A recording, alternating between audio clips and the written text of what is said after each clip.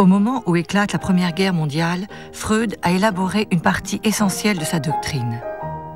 Combattant le nihilisme thérapeutique de la fin du siècle, il a montré le rôle majeur de la sexualité dans la genèse des névroses.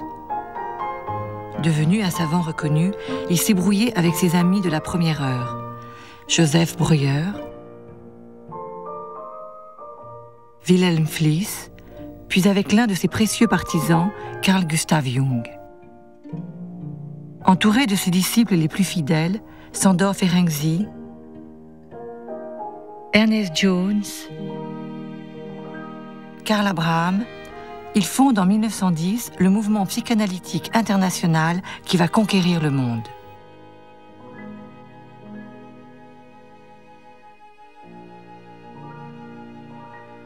Il vit à Vienne avec ses 6 enfants et 2 femmes qui veillent sur lui. Martha, son épouse, qui ne s'intéresse guère à la psychanalyse, et Mina, la sœur de celle-ci, qui au contraire l'accompagne dans ses recherches.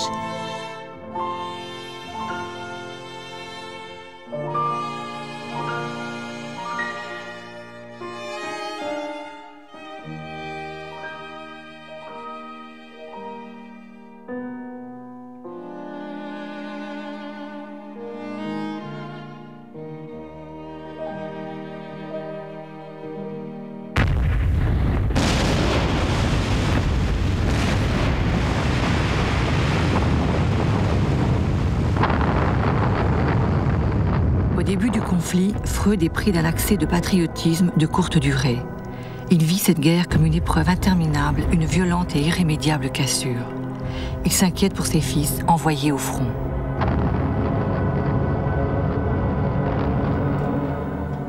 Il a peu de patients, mais il poursuit son œuvre et donne des conférences à l'université de Vienne devant un public de plus en plus important.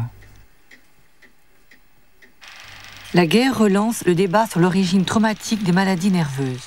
Les psychiatres sont sollicités par les hiérarchies militaires pour dépister les simulateurs qui cherchent à fuir les combats. Ils utilisent des traitements électriques ou hypnotiques pour guérir les paralysies et les terreurs causées par le feu des grenades et des canons.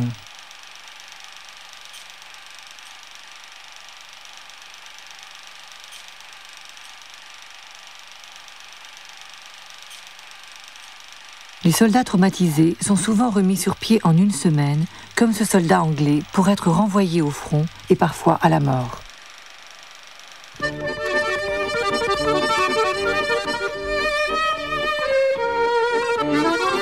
Après la Première Guerre mondiale, le paysage de la psychanalyse se transforme. Les écrivains et les intellectuels viennois ont l'impression d'avoir perdu leur identité.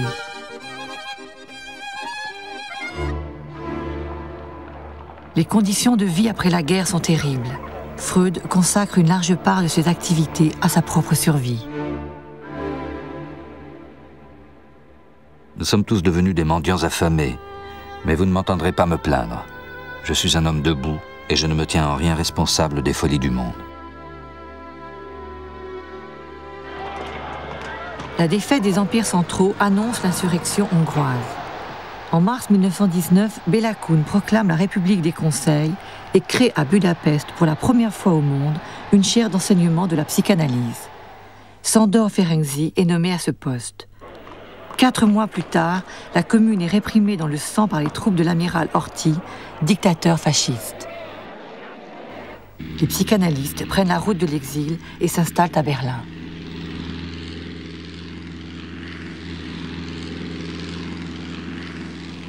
Durant les premières années de la République de Weimar, Berlin, où existe déjà une forte tradition psychiatrique, devient un laboratoire pour l'essor de la psychanalyse. La capitale allemande accueille l'avant-garde du mouvement psychanalytique mondial.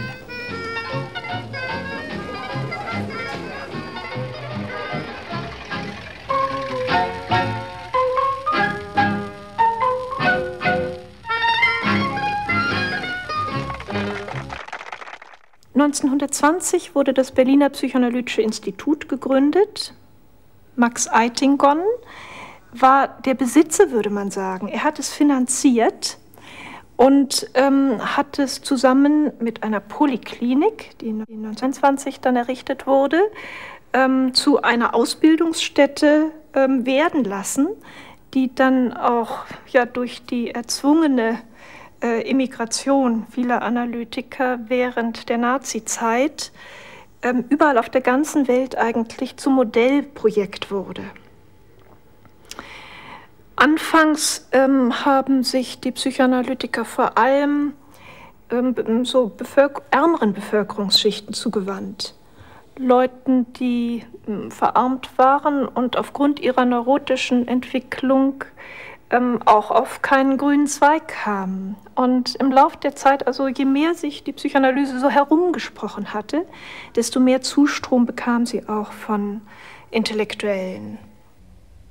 Premier institut de formation du monde, la Polyclinique de Berlin va rayonner pendant plusieurs années. Les patients payent leur cure en fonction de leurs revenus et chaque thérapeute est obligé de mener au moins une cure gratuite.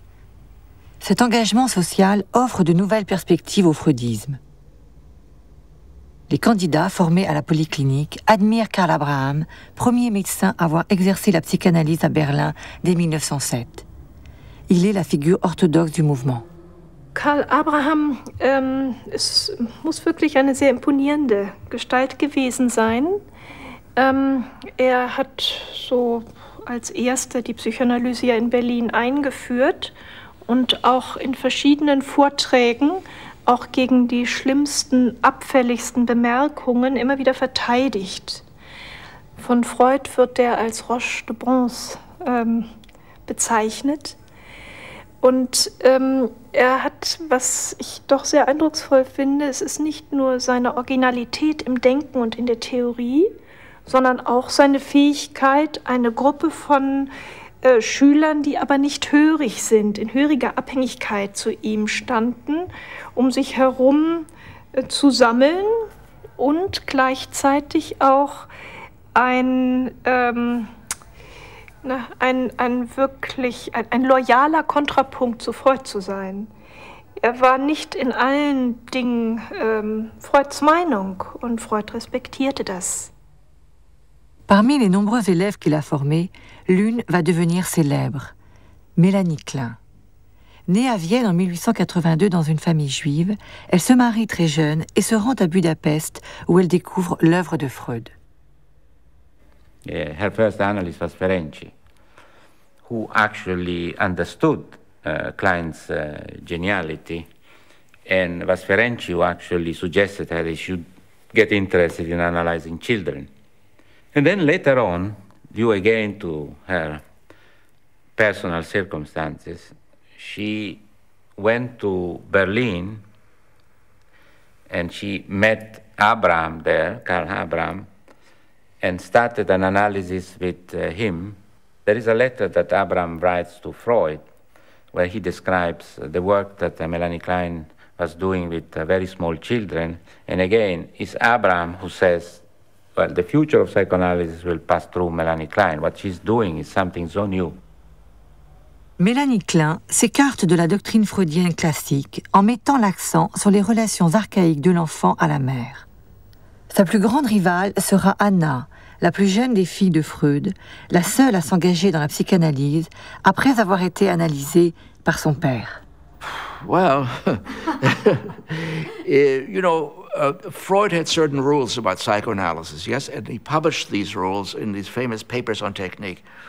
And one rule was you do not analyze anybody who's close to you, like a friend. The idea is that the ideal is to analyze a stranger. It seems as though Freud did not read Freud, because he analyzed his own daughter from 1918 on, which is, from a technical point of view, simply terrible.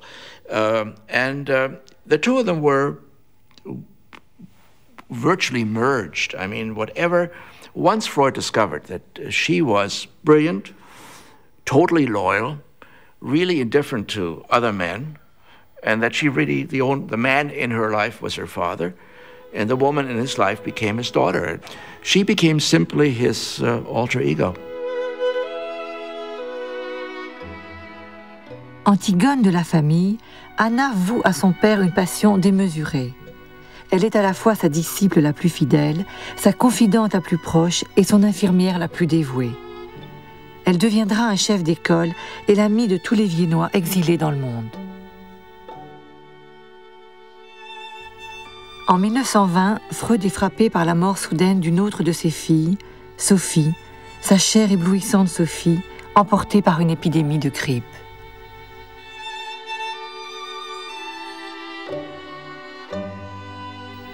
Toute vie tend vers la mort. Freud développe un nouveau dualisme, la pulsion de vie et la pulsion de mort. Ces deux forces élémentaires s'affrontent pour l'éternité. Son livre, Au-delà du principe de plaisir, reprend le thème de la mort et annonce le remaniement de sa conception de l'appareil psychique. And then 3 years later, he goes on to develop the idea that the mind is divided not only by the drives, life against death, sexuality against aggression, but also almost, if you wish, a geographic division, which you can't quite find, as it were. He draws a little diagram. But the id, which is essentially inaccessible directly, it's, as it were, so deeply buried that the only way in which you can get at it is indirectly, by mistakes, by dreams, by symptoms, and so on, which show something bubbling up inside. The ego, which is the id, of course, is totally unconscious. The ego, which is partly unconscious, partly conscious, and the superego, which is also partly conscious, partly unconscious. Now, the superego can be called simply, if you want, the conscience. Although it's a little more complicated than that, but it has some similarities. And the ego is, in a way, the part of the mind which deals with mastery of the world. It's in relation to outside forces. It acts on them. It receives them. It reinterprets them. It organizes the mind. But it is also partly unconscious. So it's not simply what we might call reasonable thinking, although that's part of it. And this division then serves to underscore the fact that mental conflict, which he has always been interested in, that mental conflict is simply everywhere. Because these three agencies, let's say, the id, ego, superego, are very rarely completely at peace with each other. And what you can get is a kind of suspension of hostilities, a truce. But much of the time, let us say, the superego will attack you. It is mostly, if not always, but mostly negative, punitive, is itself a source of feelings of guilt, and so on. Now, this is actually, it turned out, I think, that this idea, plus the idea of the two fundamental forces, which are in opposition to one another, turned out to explain much more about mental operations than before. So in that sense, it's a real gain in clarity. Ces nouvelles théories ne sont pas facilement acceptées par les disciples, mais les candidats qui veulent se faire analyser par Freud pour devenir psychanalystes sont de plus en plus nombreux. La plupart d'entre eux viennent des États-Unis et cherchent à saisir le sens de la pratique analytique à travers une cure personnelle. Les Américains, à partir des années 1910 et jusqu'en 1925, s'enthousiasment pour la psychanalyse, parce que pour eux, c'est une thérapie du bonheur. Ils sont à leur façon très créatifs, les Américains. Il ne faut pas faire de l'anti-américanisme primaire, comme Freud l'a fait. Freud a dit « la psychanalyse va aux Américains comme une chemise blanche à un corbeau », je crois, c'est sa phrase. Donc il les détestait. Ils les détestaient, on comprend pourquoi. Parce que quand ils ont commencé à venir se faire analyser à Vienne, en 1919, 1920 et jusqu'en 1930, pour cet esprit complexe, viennois, européen, qu'était Freud, habité par la mort, habité par des paysages, quoi qu'il en dise, je ne sais pas, de l'esthétisme de la Renaissance, de toute la culture classique. Eh bien, qu'est-ce qu'ils voyaient arriver? Des puritains qui avaient envie que les gens soient heureux. Rien n'est plus étranger à Freud que ce genre d'histoire. Freud cherche à disséquer l'âme humaine. Il est l'héritier du romantisme d'un côté.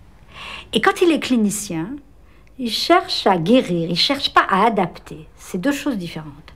Il cherche à ce que quelqu'un comprenne ses symptômes, non pas aille mieux, se comprenne.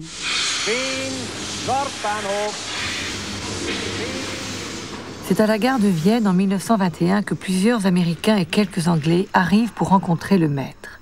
L'un d'entre eux, Abraham Gardiner, psychanalyste et anthropologue, se souvient. Freud came down to meet his new analyst at the railroad station? No. He was coming home from his vacation.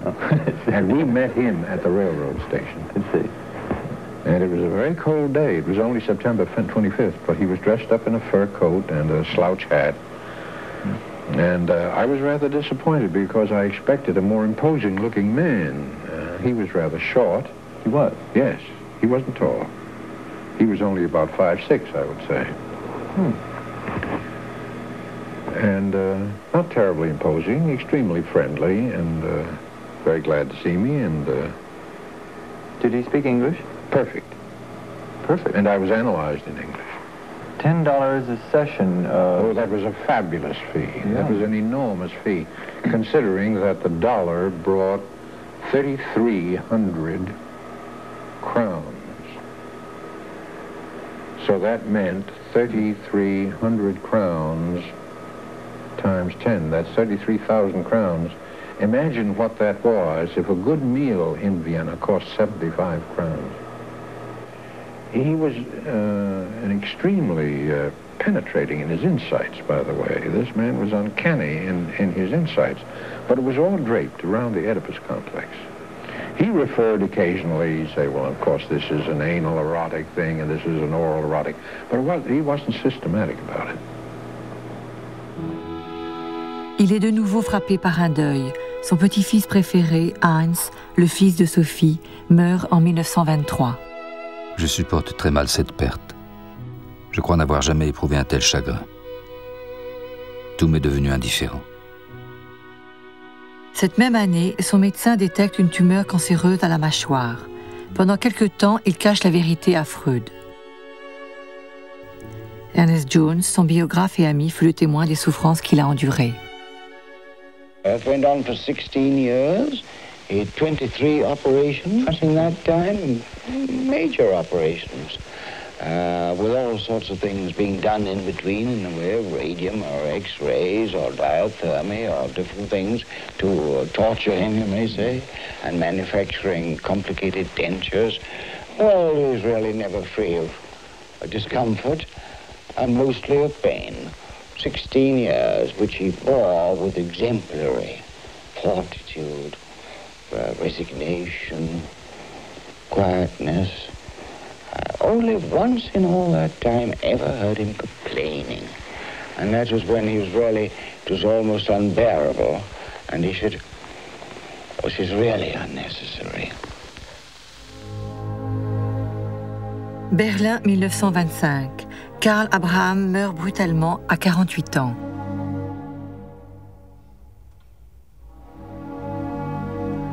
Cette mort prématurée est ressentie comme un véritable désastre par les pionniers du freudisme. Berlin a perdu un maître et ceux qui l'a formé sont désorientés. Mélanie Klein quitte l'Allemagne et se rend à Londres à l'invitation d'Ernest Jones pour y donner une série de conférences sur son approche analytique. Elle est la première à analyser de très jeunes enfants pour essayer de comprendre l'origine des psychoses.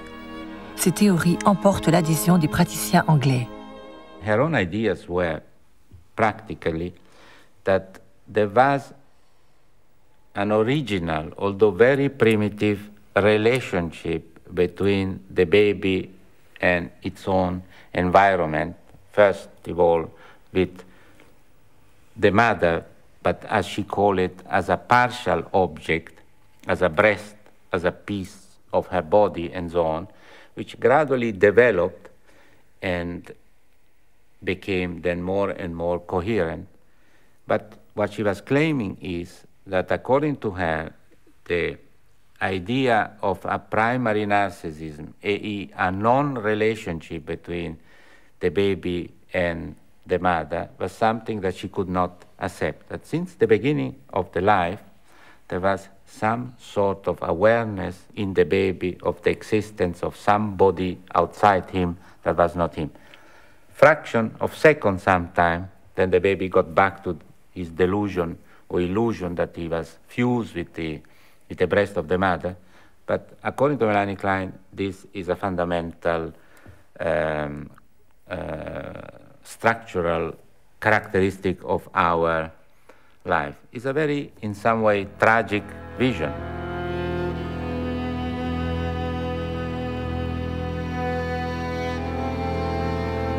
Pour Mélanie Klein, la naissance est une séparation douloureuse que l'enfant devra supporter en construisant son propre univers fantasmatique, composé d'objets bons ou mauvais, d'amour, de haine, d'envie.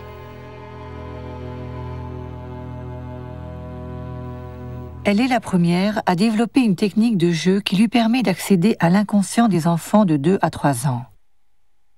En observant la manière qu'a l'enfant de jouer, elle déchiffre ses fantasmes et tente de saisir l'origine des psychoses infantiles. À mesure qu'elle élabore son système, elle en vient à situer le complexe d'Oedipe dès la première année et non vers 2 ou 3 ans comme l'avait supposé Freud. If one wants to have an idea in visual terms or in cultural terms of what Melanie Klein was trying to describe with her notions of unconscious fantasies, one could maybe use some experience related to contemporary art in general. One could be really Max Ernst. Think of the forests of Max Ernst. When you get nearer, and what you see, these monsters.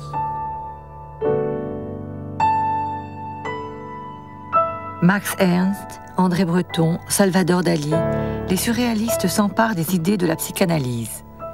Pour eux, elle est une expérience subversive qui révèle à l'homme sa vraie réalité. Le monde du rêve et de la folie, de l'invention et de l'altérité.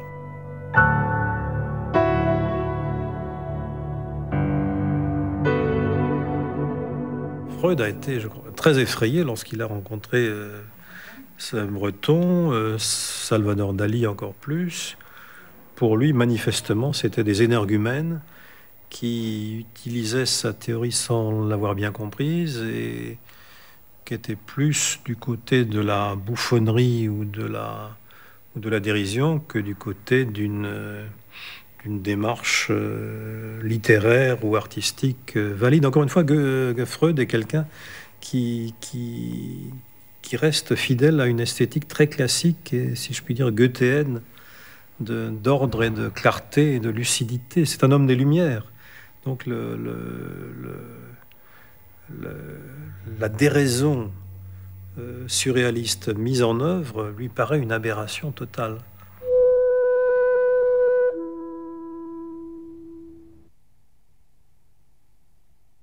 Les surréalistes célèbrent la beauté convulsive de la femme hystérique. Elle est à leurs yeux la nouvelle esthétique des temps modernes, comme l'extase mystique des femmes.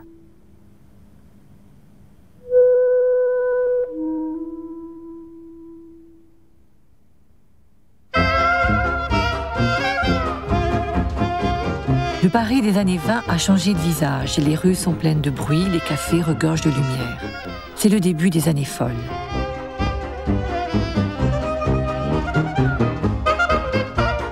Les femmes ont raccourci leurs robes et coupé leurs cheveux. Partout éclate un nouveau style de modernité.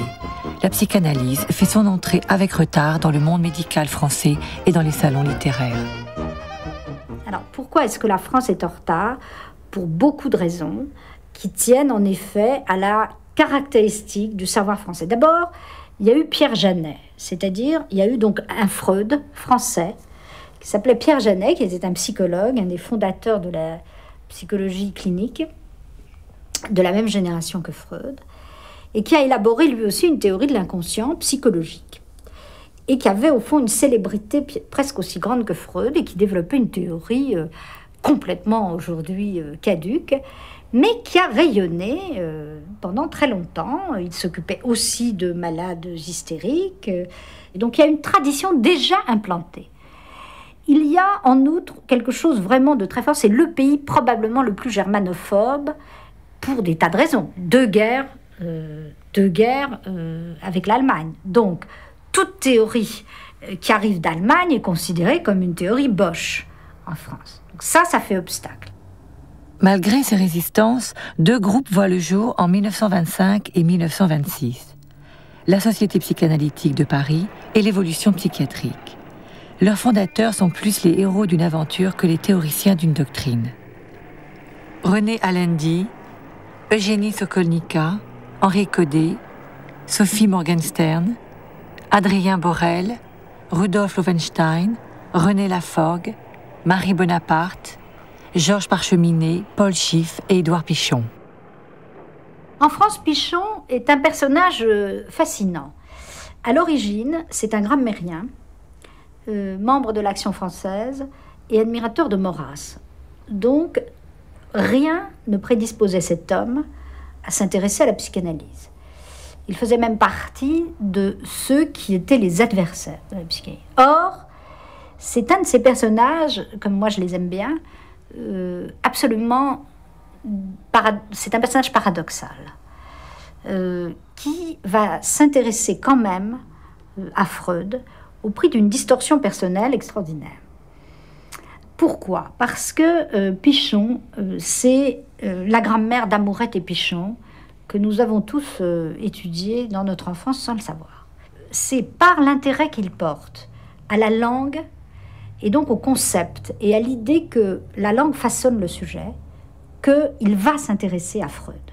Il veut fabriquer un mélange de grammaire freudienne et de psychanalyse française. Et il va essayer de théoriser, de donner un contenu intelligent à cette psychanalyse à la française. Alors bien entendu, je ne sais pas comment dire, pour Freud, tout ça est des aberrations françaises. Pichon, ça n'existe pas pour Freud. Deuxième personnage, beaucoup plus complexe, c'est René Laforgue, qui est né en Alsace, et en Alsace allemande. Donc lui a une très longue correspondance avec Freud, c'est un psychiatre spécialiste des psychoses, et c'est lui le fondateur du mouvement psychanalytique français. C'est lui qui envoie Marie Bonaparte à Freud. Arrière-petite-nièce de l'empereur et richissime princesse de Grèce, Marie Bonaparte est obsédée par ses problèmes sexuels et dévorée par l'ennui de sa condition d'altesse royale. En 1925, elle fait la connaissance de Freud. Son analyse avec lui fera d'elle une autre femme. Freud écrira à René Laforgue. La princesse fait une très belle analyse, c'est une femme remarquable, homme pour plus de la moitié. Marie Bonaparte met sa fortune et son pouvoir au service du mouvement et traduit les œuvres du maître. Elle se rend fréquemment à Vienne et devient une amie de la famille.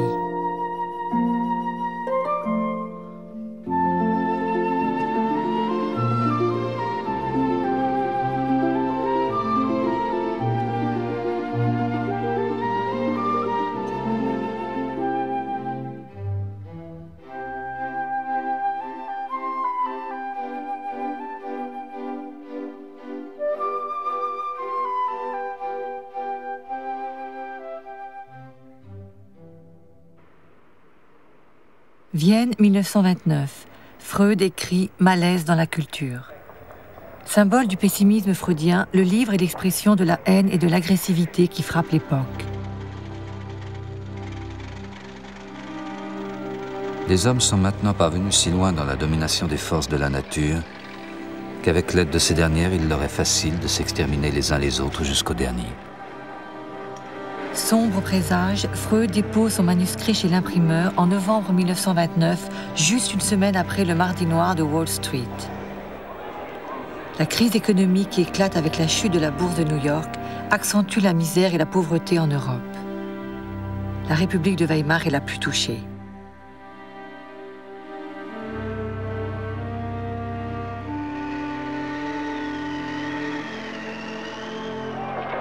En Allemagne, les incidents se multiplient, créant un climat de peur et d'insécurité qui profite au national-socialisme. En janvier 1933, Hitler est élu chancelier. La peste brune s'abat sur un monde qui n'a connu que peu d'années de paix. Ma langue est l'allemand, ma culture, mon œuvre sont allemandes. Je me suis considéré comme un intellectuel de culture allemande jusqu'à ce que j'ai remarqué la croissance d'un préjugé antisémite en Allemagne et en Autriche allemande. Depuis, je préfère me dire juif. Freud a toujours défini son judaïsme ou sa judéité sans définition. C'est comme les théologiens du Moyen-Âge qui ont essayé à définir Dieu par ce qu'on appelle via negationis. On ne peut pas dire ce que c'est Dieu, mais on peut dire ce que Dieu n'est pas. Alors il dit, de temps en temps, je ne suis pas juif par religion. Je ne suis pas juif par nationalisme. Je ne suis pas.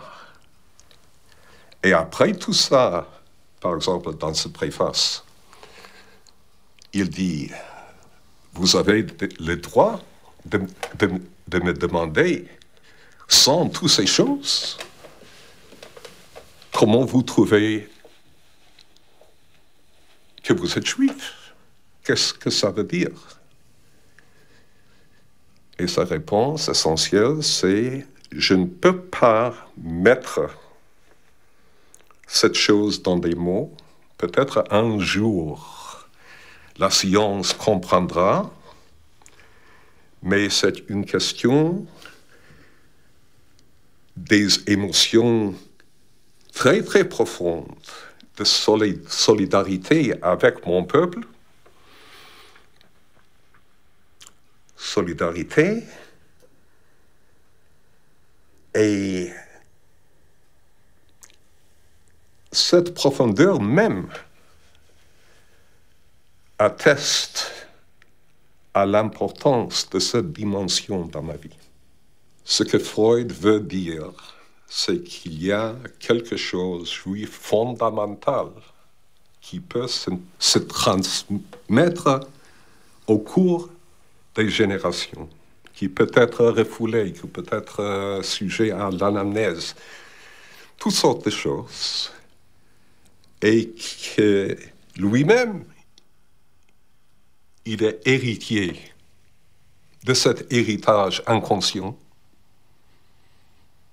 Et pour ça, pas seulement qu'il ne veut pas se débarrasser de sa judéité, il ne peut pas. In Berlin, wie in anderen Universitätsstädten Deutschlands, wurden undeutsche und unsittliche Bücher von den Studenten eingesammelt und öffentlich verbrannt. Plus de 20 000 livres sont jetés aux flammes. Les étudiants nazis lancent leurs anathèmes.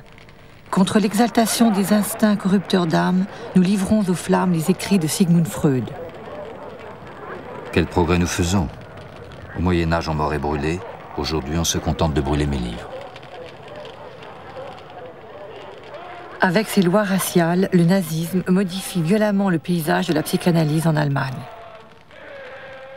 Das Trennende waren ja dann die nationalsozialistische Rassengesetzgebung und die Hoffnung der nicht-jüdischen Analytiker bleiben zu können und unterstützt von Jones, der sich dafür einsetzte, dass die Psychoanalyse auch formal in Deutschland bleiben könnte. Und das ging auf Kosten der jüdischen Kollegen. Auf der anderen Seite muss man wirklich sehen, dass Jones also ganz großartige Hilfe denen geboten hat, die Deutschland verlassen mussten. Also er spielte da eine ganz schwer zu durchschauende Rolle. Freud ne s'oppose pas à cette politique de collaboration avec le nazisme soutenue par Jones. La quasi-totalité des praticiens juifs prennent la voie d'un grand exil américain.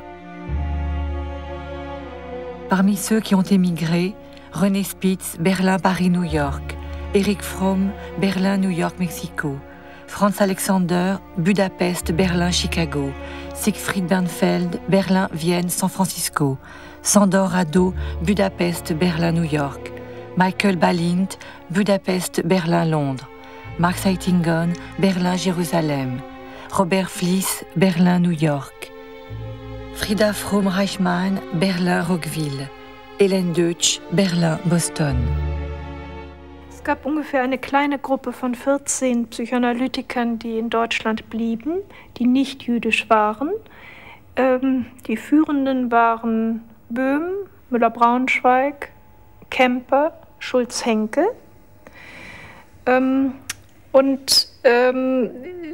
Ich möchte mal sagen, gemessen an den emigrierenden jüdischen Psychoanalytikern waren sie wirklich unbedeutend von dem, was sie geschrieben haben, von ihren geistigen Produkten her gesehen. Und es ist schwer zu sagen, aber ich denke, sie hatten einfach da auch eine Chance, sich der politischen Verhältnisse zu bedienen. Sie wären mit diesen jüdischen Rivalen und Konkurrenten nie auf einen grünen Zweig gekommen. La Polyclinique de Berlin devient l'Institut Göring du nom du médiocre personnage qui la dirige, Matthias Heinrich Göring, cousin du maréchal et organisateur d'une psychothérapie dite arianisée. En 1938, l'Institut Göring est placé sous la protection directe de Hitler. Parmi les freudiens qui acceptent de poursuivre leurs activités, Félix Böhm contribue à l'assimilation des homosexuels à des déviants. Karl Müller-Braunschweig défend l'utilité de la psychanalyse pour l'État national-socialiste. Werner Kemper participe au dépistage des névroses de guerre pour la Wehrmacht. L'Institut Göring se glorifie d'assurer le traitement psychanalytique gratuit de patients issus de toutes les classes sociales, à l'exception des Juifs. Die Terminologie der Psychoanalyse wurde verboten. Man durfte nicht von Ödipus, von Libido sprechen. Es gab eine strenge Sprachregelung. Also von daher muss man dann wirklich fragen, was ist denn nun noch psychoanalytisch an der erhaltenen Psychoanalyse? Ist denn da noch was psychoanalytisch genannt werden kann?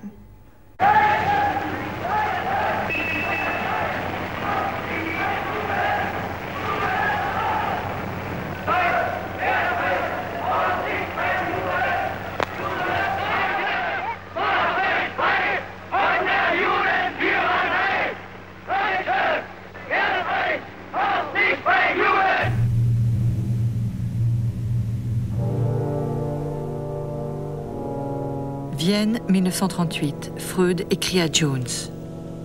La situation politique semble devenir toujours plus sombre.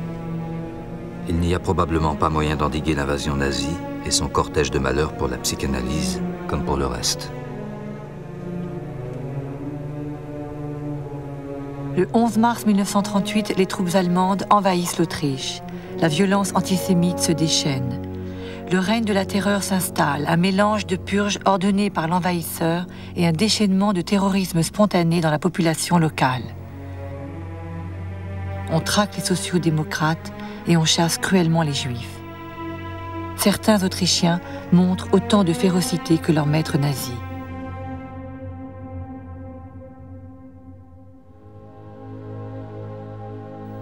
Dans sa très brève chronique qu'il tient depuis 1929, Freud écrit le jour de l'Anschluss, Finis Austriae, fin de l'Autriche.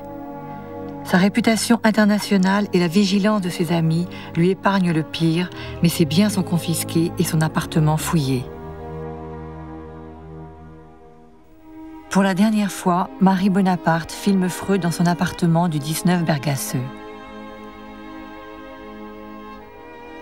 Une fois encore, la caméra de la princesse se pose sur la collection des statuettes et des antiquités. Freud est triste mais résigné, décidé à se séparer de cette ville qu'il n'aimait pas. Le passage d'Anna à la Gestapo le convainc définitivement de partir. Grâce à l'intervention de William Bullitt, ambassadeur des États-Unis en France, et à la rançon que la princesse paye aux nazis, il quitte Vienne le 4 juin 1938, accompagné de sa femme et de sa fille.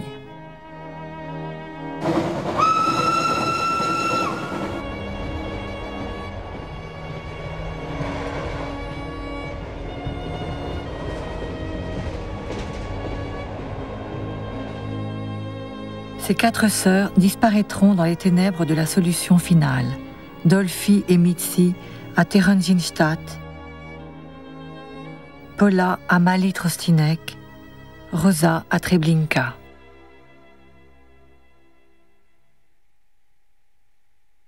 Freud arrive le 5 juin à Paris. Il passe sa journée dans les jardins de l'hôtel particulier où Marie Bonaparte a réuni des amis. Ce jour-là, Yvette Guilbert a chanté pour lui. J'ai verts yeux et fins sourcils, le chef blond, le nez très tisse, rond menton, blanche gorgette. Dites, dites-moi, suis-je belle? Dites-moi, suis-je belle, moi?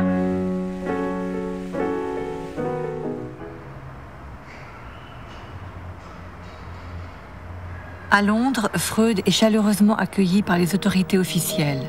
Quelque temps après, il emménage avec sa famille au 20 Maresfield Garden. Il y passera la dernière année de sa vie.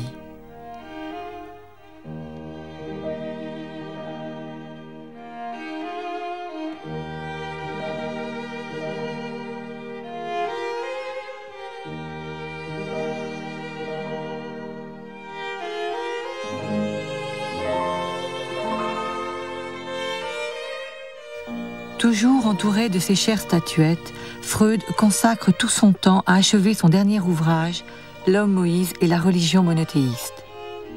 Depuis longtemps, il est obsédé par la figure du prophète qui a sorti les Hébreux de la léthargie en leur imposant des lois, en leur indiquant la terre promise et en leur enseignant une nouvelle spiritualité. Freud se demande une fois de plus comment le juif est devenu juif et pourquoi il s'est attiré une haine éternelle. Ne pouvant plus se déplacer à cause de son cancer, il demande à sa fille Anna de lire quelques passages du livre lors du congrès de psychanalyse qui se tient à Paris en juillet 1938, où sont rassemblés une dernière fois avant le grand exil tous les psychanalystes européens. Et ce passage, ou un des passages, raconte l'histoire traditionnelle juive du rabbin Yochanan ben Zakkai, qui vivait au temps de la destruction du Second Temple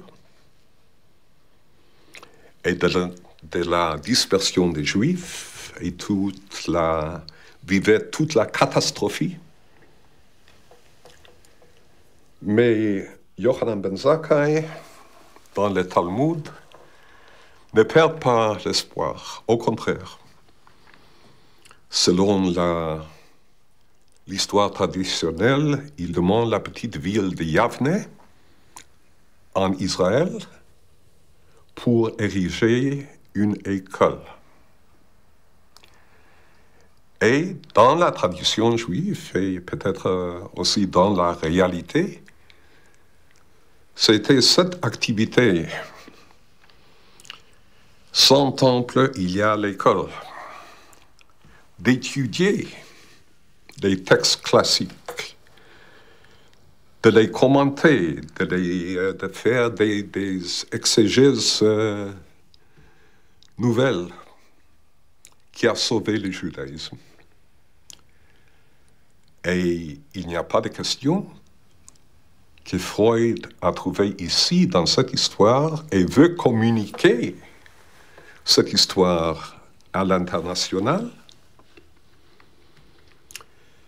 que c'est une parabole pour la situation actuelle. Vienne, c'était Jérusalem. Dans le mouvement psychanalytique, maintenant, même Vienne. Et du point de vue du mouvement, est détruite. Mais pas de perdre l'espoir. Ce qui a sauvé le judaïsme sauvera aussi la psychanalyse.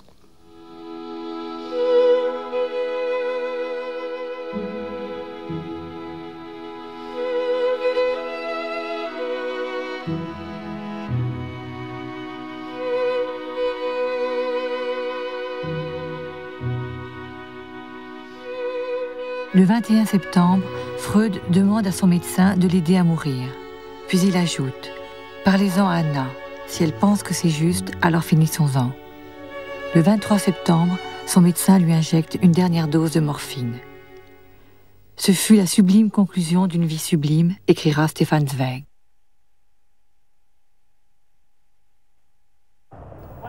L'arrivée des Viennois à Londres crée une situation complexe. Elle accentue la rivalité entre Anna Freud et Mélanie Klein à propos de l'analyse des jeunes enfants, mais elle conduit aussi à une confrontation entre des praticiens dont les techniques, les pratiques et les mœurs ne se ressemblent pas. On appelle grande controverse les discussions menées de 1940 à 1944 par les Freudiens de toutes tendances réunis au sein de l'école anglaise. But besides the fight between Anna Freud and Klein as such, what is so important and so fascinating in the controversies as such is this discussion on the way in which Freud can be interpreted, or should be interpreted, or could be interpreted.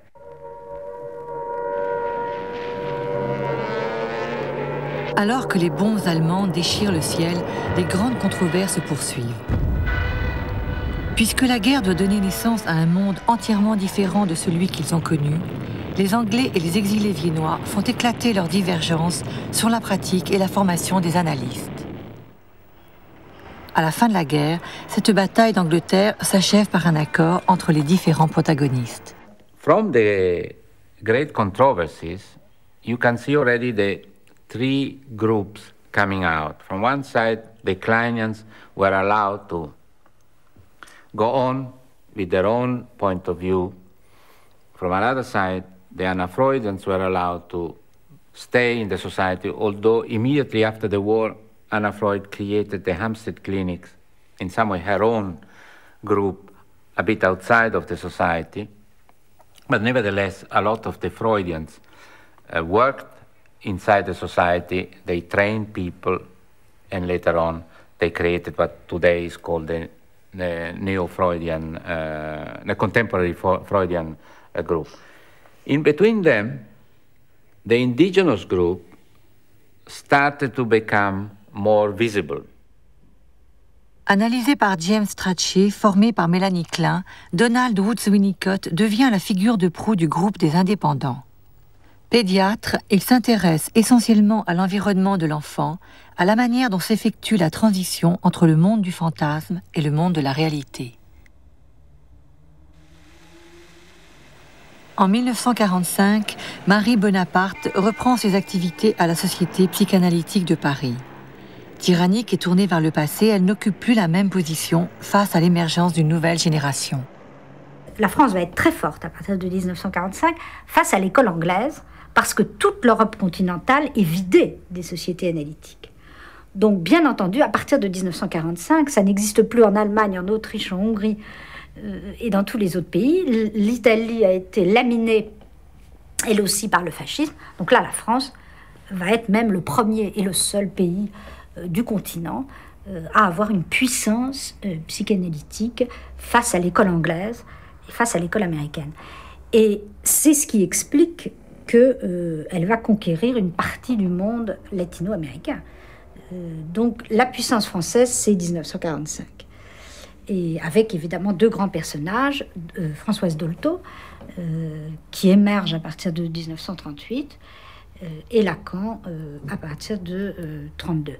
Mais leur parcours, dans l'histoire des générations mondiales de la psychanalyse, ils sont contemporains de Winnicott, donc de ce qu'on appelle la troisième génération psychanalytique, c'est-à-dire ceux qui n'ont pas connu Freud. Psychiatre de formation, marqué par le surréalisme et la philosophie allemande, Jacques Lacan sera le dernier des grands interprètes de la pensée freudienne.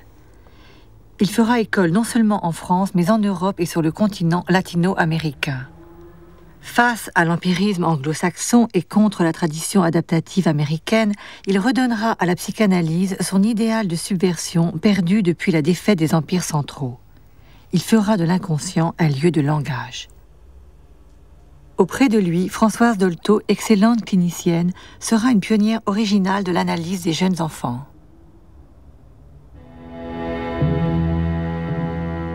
Berlin 1945. L'Institut Göring est réduit en cendres. En Allemagne, le mouvement psychanalytique ne parvient pas à se reconstruire avec la même puissance qu'autrefois, d'autant que les héritiers de Freud cherchent à masquer leur passé de collaboration.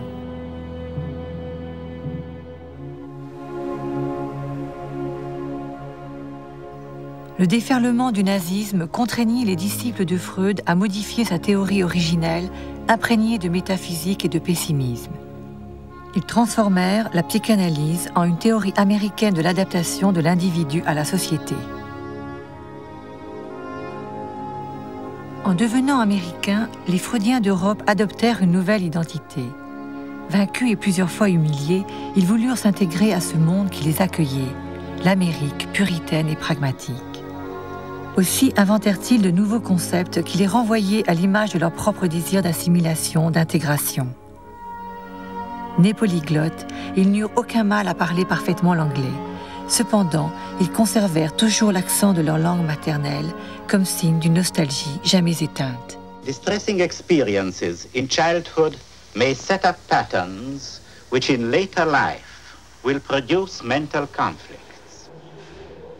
Pratiquée essentiellement par des médecins, la psychanalyse américaine prônait l'idéal hygiéniste et religieux de l'homme sain dans un corps sain. Elle valorisait le culte de soi tout en cherchant à sauver l'homme des illusions d'un narcissisme destructeur. Elle voulut éradiquer la folie, la déviance, la marginalité, la névrose quotidienne, au prix de se convertir en une thérapie du bonheur individuel au service de la libre entreprise.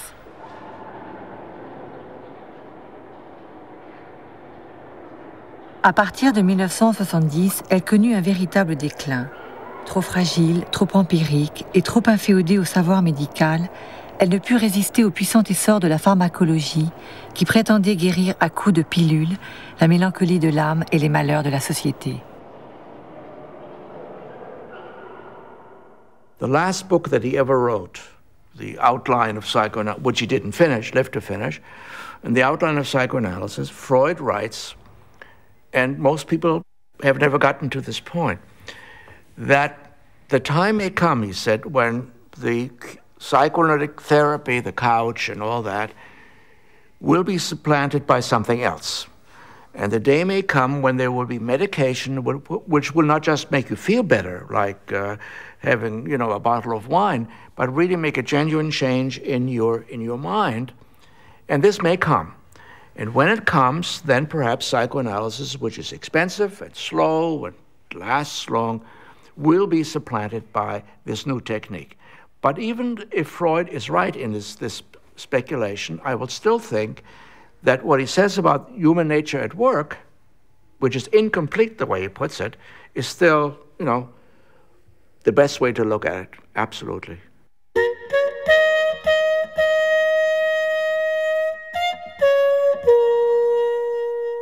Aujourd'hui, la psychanalyse a perdu ses maîtres et ses disciples de la période héroïque, mais elle s'est implantée dans tous les pays démocratiques de la planète.